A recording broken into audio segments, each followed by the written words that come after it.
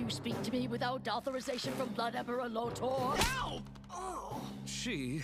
Word of your victory at the Crawl Zera has spread throughout the Empire. I always knew you had it in you to crush your enemies.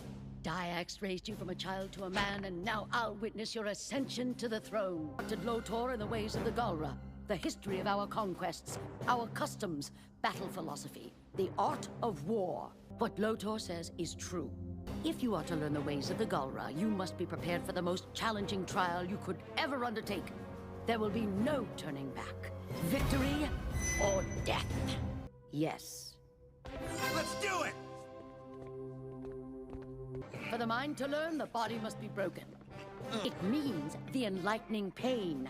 But apparently there is not enough pain to make you enlightened yet. The war to annihilate the opposing tribes, the Galra formed a phalanx of their bravest and made a spear-like attack to the heart of their foes. It was known as the Killing Thrust, or Vrepitsar. Talonbolt! Ow!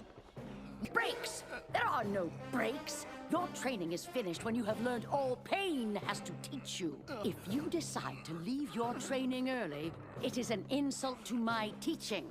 An insult that can only be settled by a fight to the death.